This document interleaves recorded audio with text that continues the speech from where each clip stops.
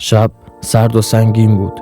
نوزادی که تازه به دنیا آمده بود بی صدا در دل تاریکی نفس میکشید و مردی با دستانی لرزان بالای سرش وایستاده بود. مردی که مأمور بود اونو بکشه.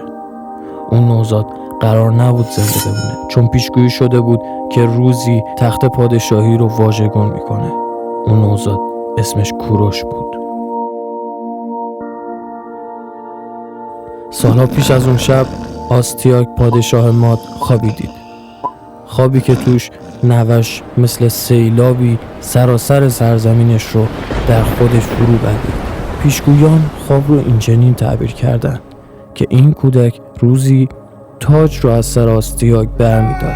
پادشاه ترسیده بود و وقتی کوروش از دخترش ماندانا زاده شد فرمانی بیرحمانه داد: نوزاد باید کشته شود.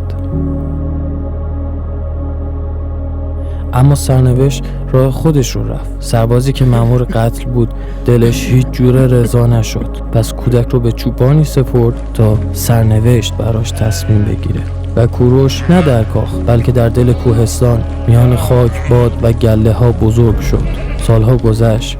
پسری که چوپانزاده به نظر می رسید منشی در خور پادشاهان داشت. در بازی‌های کودکانه همیشه فرمانده بود، حکم میداد، عدالت میکرد و دیگران بی اختیار اطاعت میکردند.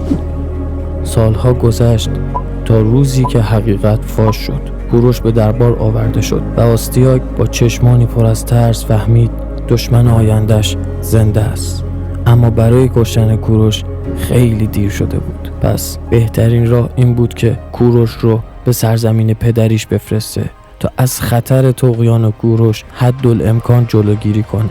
کوروش به پارس برگشت، قومی کوچک اما تشنه آزادی. او سالها صبر کرد، آموخت و اعتماد ساخت تا زمانی که همه مردم از ظلم آستیاک به تنگ اومده بودند. پس اون روز فرا رسیده بود که در برابر پدر بزرگش پادشاه ماد بایستد.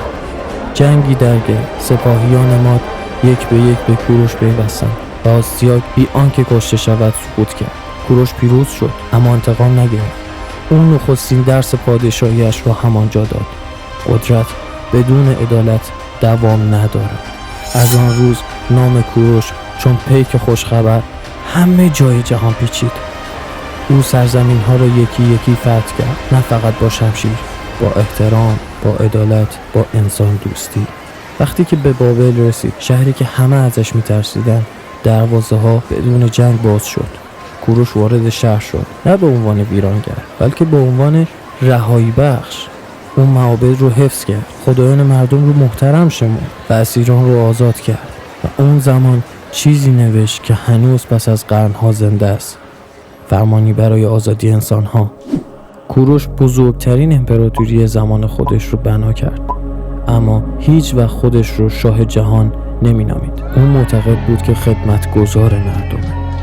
سالها بعد در یکی از آخرین لشکرکشی‌ها در سرزمین دور کوروش زخمی شد. مرگش آرام بود، بی هیاهو، بی تاج و تخت.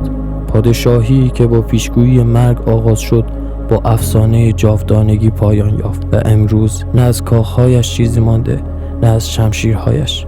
اما نامش هنوز زنده است، چون کوروش ثابت کرد بزرگترین فتح دلهاست.